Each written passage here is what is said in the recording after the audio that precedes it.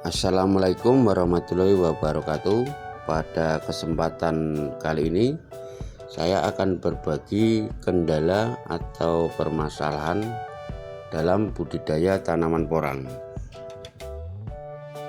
khususnya untuk pemula atau teman-teman yang pertama yang baru mulai menanam porang tahun ini. Di depan teman-teman ini tanaman porang yang berdampingan dengan gulma atau rumput liar, dan rumput-rumput ini juga salah satu permasalahan atau kendala dalam budidaya porang, kawan. Setelah lahan teman-teman ditanami bibit dari umbi porang, nanti akan terlihat beberapa hari atau beberapa minggu akan tumbuh gulma, dan tentunya akan menghambat pertumbuhan dari tanaman ini.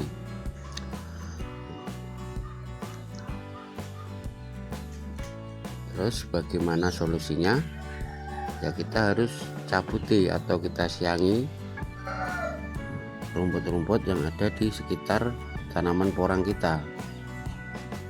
Kita juga bisa memanfaatkan gulma atau rumput-rumput ini untuk makanan ternak.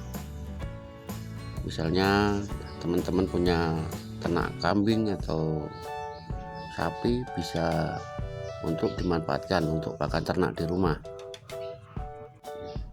Seperti ini pemirsa. Untuk cara penyiangan, kita cabuti secara manual.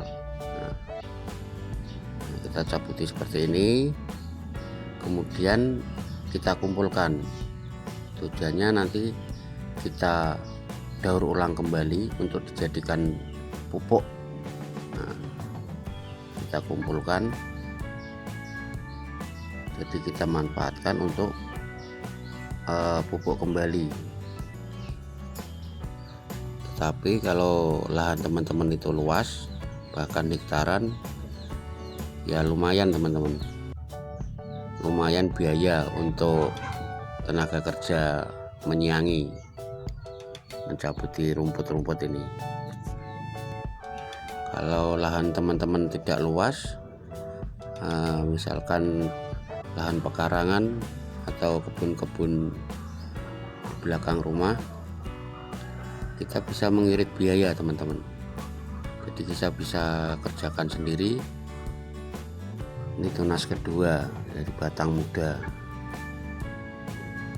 rumputnya hijau royo-royo teman-teman. Pertumbuhannya kalah dengan rumputnya. Jadi dalam budidaya tanaman porang, permasalahan atau kendala yang pasti ada, yaitu gulma, kawan, atau rumput-rumput liar, rumput-rumput yang mengganggu tanaman kita. Perhatikan kawan, daun porangnya kalah hijau sama rumput. Rumput-rumput hijau ini biasanya yang disukai hewan ternak ini. Nah, saran saya buat teman-teman yang baru memulai budidaya tanaman porang, usahakan setelah kita siangi, setelah kita cabuti, itu gulmanya jangan dibakar atau dibuang, kawan. Karena kalau dibakar, mikroorganisme yang ada di dalam tanah itu akan mati, kawan, dan tidak bisa mengurai gulma atau rumput yang kita kumpulkan, sehingga lahan kita menjadi tandus atau tidak subur. Apalagi kalau dibuang, kawan, tidak bisa memberikan manfaat lagi untuk lahan tanaman kita. Karena rumput-rumput ini sudah banyak memakan pupuk atau menyerap unsur hara yang ada di lahan tanaman kita, kawan.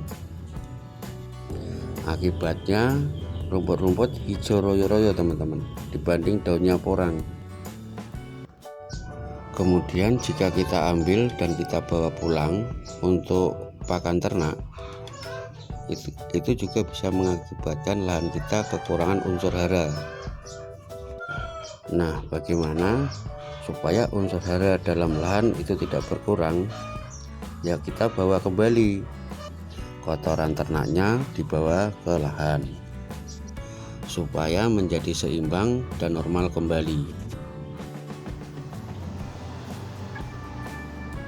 Contoh, misalkan teman-teman sudah panen umbi porang, kemudian hasilnya dibawa pulang, dan daun-daun dan batang yang tadinya kering itu dibuang atau dibakar, itu juga bisa mengurangi unsur hara yang seharusnya kembali ke lahan, tapi malah keluar dari lahan.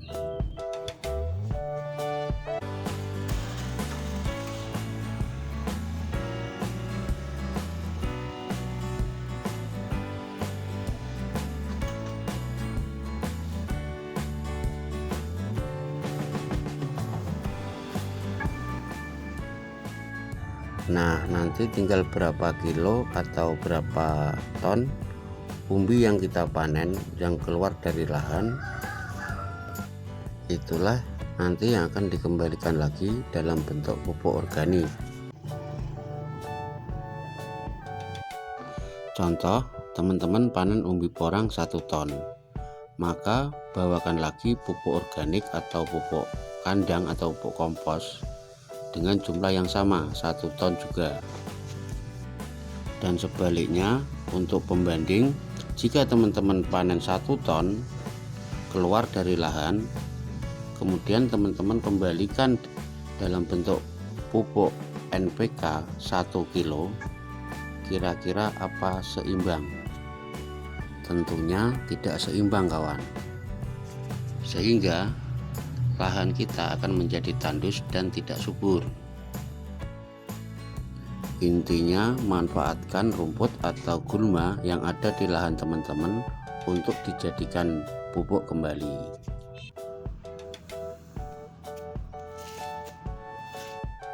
Dari lahan kembali ke lahan.